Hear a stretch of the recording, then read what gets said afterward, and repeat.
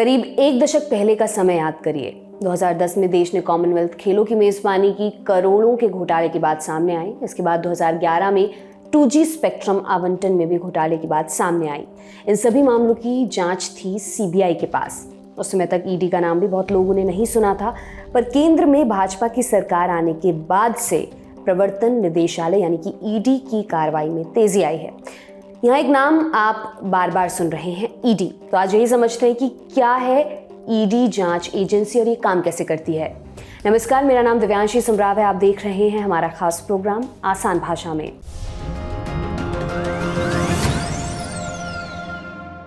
शुरुआत करते हैं एक ताजा केस से, जिसमें ईडी ने आम आदमी पार्टी पर कुछ आरोप लगाए हैं।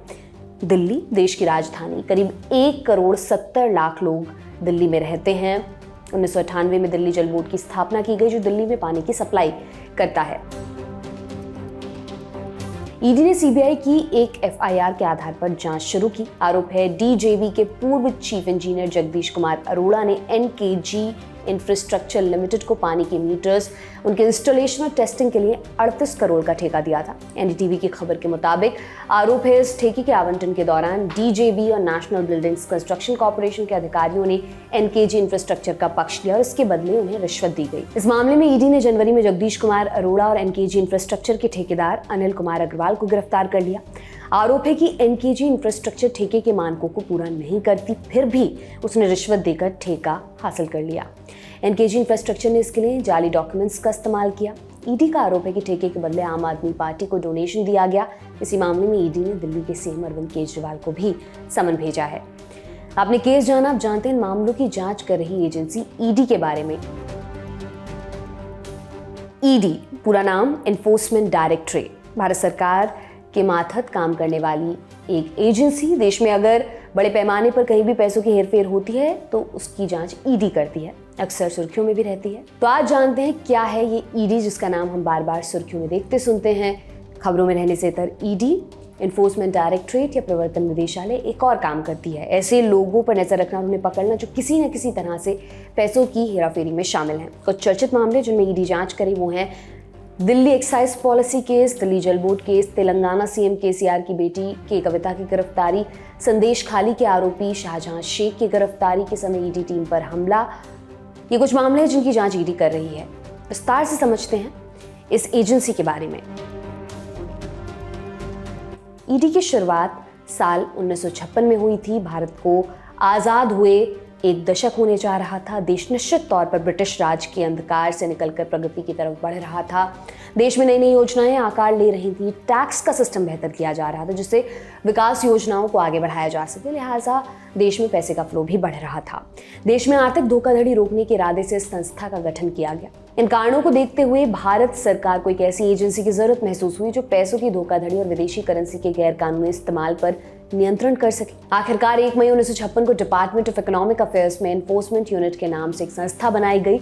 उस समय ये यूनिट फॉरेन करेंसी से जुड़े मामले देखा करती थी। फिर साल 1957 में इस यूनिट का नाम एनफोर्समेंट डायरेक्टरेट कर दिया गया। वर्तमान में संस्था भारत सरकार के वित्त मंत्रालय के अधीन है। शुरुआत में agency foreign exchange regulation act 1947 के तहत अपनी जांच और कार्रवाई करती थी। ये एक ऐसा एक्ट था जिसे 1947 में लाया गया था। इसका उद्देश्य फॉरेन करेंसी के आदान प्रदान को रेगुलेट करना था। साल 1973 में फॉरेन एक्सचेंज रेगुलेशन एक्ट 1947 को हटाकर फॉरेन एक्सचेंज रेगुलेशन एक्ट 1973 लाया गया। यानी अब ईडी नए कानून 1973 के एक्ट के तहत कार्रवाई करने लगी। इसके बाद 1973 से 1977 तक 4 सालों तक ED department of personnel and administrative reforms गृह मंत्रालय के मातहत रही। वर्तमान में संस्था भारत सरकार के वित्त मंत्रालय के अंतर्गत काम करती है। ये एजेंसी आर्थिक अपराधों से जुड़े मामलों में कार्रवाई करती है। ईडी की स्थापना के समय एक डायरेक्टर का पद बनाया गया था, जो इसके मुखिया हुआ करते थे। उन्हें असिस्ट करने के लिए रिजर्व बैंक से डेपुटेशन पर एक अधिकारी होता था। साथ ही स्पेशल पुलिस के 3 इंस्पेक्टर भी ईडी का हिस्सा हुआ करते थे। उस वक्त बॉम्बे, अब मुंबई और कोलकाता में ईडी की ब्रांच थी। वर्तमान में भी ईडी को एक डायरेक्टर लीड करते हैं, लेकिन इनके साथ एक जॉइंट डायरेक्टर भी होते हैं। इनके अंडर में कई सारे स्पेशल डायरेक्टर और डेप्यूटी डायरेक्टर होते हैं। ईडी की सालाना रिपोर्ट के मुताबिक अप्रैल 2014 से मार्च 2022 के बीच 3,555 केसेस दर्ज किए गए और 99,355 करोड़ रुपए की संपत्ति जब्त जब्त की। बात करें यूपीए सरकार की तो 9 साल यानी जुलाई 2005 से मार्च 2014 तक 1867 केस दर्ज किए गए। अगर किसी भी मामले में पैसों की हेरफेर या कोई आर्थिक एंगल सामने आता है तो ईडी उसकी जांच में शामिल हो जाती है। सीबीआई जहां केंद्र सरकार की कहने अदालत के आदेश पर जांच करती है, वहीं ईडी के साथ ऐसी कोई बाध्यता नहीं है। किसी भी पुलिस स्टेशन में 1 करोड़ या उससे ज्यादा की धोखाधड़ी का मामला दर्ज होने पर पुलिस को मामले की जांच ईडी को सौंपनी होती है। अगर ईडी को पुलिस से पहले मामला पता चल जाए तो वो खुद से भी जांच शुरू कर सकती है। ईडी मुख्य रूप से prevention of money laundering act 2002 के तहत अपनी कार्रवाई करती है। तो समझते हैं ये एक्ट क्या है। शॉर्ट में इसे PMLA कहा जाता है। ये क्रिमिनल लॉ है जिसे मनी लॉन्ड्रिंग को रोकने, मनी लॉन्ड्रिंग से प्राप्त या उसमें शामिल संपत्ति को जब्त करने के लिए लाया जाता है। ईडी अपराध से कमाए पैसों का पता लगाने, अस्थायी रूप से प्रॉपर्टी को सील और अटैच करने और स्पेशल कोर्ट द्वारा मुकदमा चलाने के लिए PMLA का इस्तेमाल करती है। PMLA के मामलों में ईडी 3 साल तक जमानत रोक सकती है, भगौड़े अपराधियों की संपत्ति को जब्त कर केंद्र सरकार से अटैच कर सकती है। ईडी को ही PMLA के प्रावधानों को लागू करने की जिम्मेदारी दी गई है। इस एक्ट को financial action task force FATF के दिशा निर्देशों के अनुसार बनाया गया है, जिससे बड़े स्तर पर हो रही धोखाधड़ी रोकी जा सके। PMLA की धारा 19 ईडी के अधिकारियों को व्यक्ति के पास से बरामद सामग्री के आधार पर उन्हें गिरफ्तार करने का अधिकार देती है। इसके अलावा कुछ और भी कानून हैं जो ईडी को खास तरह की शक्तियां देते हैं। ये कानून विदेशी व्यापार और पेमेंट्स को सुविधाजनक बनाने और भारत में विदेशी मुद्रा बाजार के रखरखाव को बढ़ावा देने के लिए बनाया गया था। इस कानून के तहत विदेशी मुद्रा या करेंसी से जुड़े नियमों के उल्लंघन की जांच, उल्लंघन करने पर कार्रवाई और जुर्माना लगाने की जिम्मेदारी ईडी को दी गई है। नीरव मोदी, आपको याद होगा, 13,000 करोड़ रुपए के PNB घोटाले में आरोपी जो देश से भाग गया था। नीरव के फरार होने के बाद ईडी ने उसकी सारी संपत्ति जब्त कर ली थी।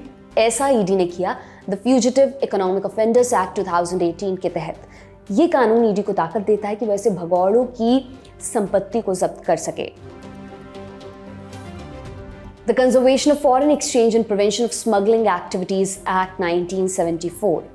इंदिरा गांधी के कार्यकाल में कानून लाया गया था। ये कानून ईडी को शक्ति देता है कि अगर उन्हें किसी व्यक्ति के स्मगलिंग जैसी गतिविधियों में शामिल होने का शक है तो उसे डिटेन किया जा सकता है, यानी नजरबंद या कैद में रखा जा सकता है।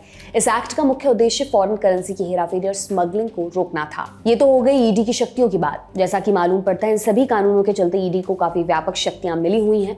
तो क्या इन शक्तियों की कोई लिमिट भी है? ये सवाल बार बार उठता रहा है और कई बार इसके लिए मामला सुप्रीम कोर्ट तक भी गया है। साल 2023 में सुप्रीम कोर्ट के एक फैसले के बारे में आपको बताते हैं, जिसने PMLA के तहत ईडी के पास कितनी शक्तियां हैं इसे और अच्छे से परिभाषित किया। साल 2023 सुप्रीम कोर्ट ने real estate company M3M India के डायरेक्टर पंकज बंसल के केस में एक लैंडमार्क फैसला दिया। कोर्ट ने कहा PMLA के तहत गिरफ्तारी के वक्त जरूरी है कि ईडी व्यक्ति को लिखित में सूचना दे और कारण बताए। इसे ईडी की शक्तियों पर एक लगाम के रूप में देखा गया। लेकिन फिर उसी साल real estate company Supertech limited के संस्थापक रामकिशोर अरोड़ा की याचिका पर सुनवाई के दौरान कोर्ट ने यह भी माना कि बंसल केस के फैसले से पहले जो गिरफ्तारियां हुई उनमें फैसला लागू नहीं होगा, यानी रेट्रोस्पेक्टिव रूप से पुराने केसों में फैसला लागू नहीं होगा। इस फैसले के बावजूद PMLA जैसे कानूनों के चलते ईडी के पास पर्याप्त शक्तियां हैं, जिनके चलते आप देख सकते हैं कि ईडी के मामलों में अक्सर बेल मिलनी काफ़ी मुश्किल होती है। इस वीडियो के जरिए हमने कोशिश की आपको ईडी और उसकी शक्तियों के बारे में कुछ मूल जानकारियां आसान भाषा में दी जाएं। उम्मीद है इससे आपको ईडी को समझने में मदद मिली होगी। तो आज की आसान भाषा की किश्त में इतना ही। इसके लिए तमाम जानकारी जुटाई थी हमारे साथी मानस ने। आप देखते रहिए दी लल्लन टॉप। बहुत बहुत शुक्रिया।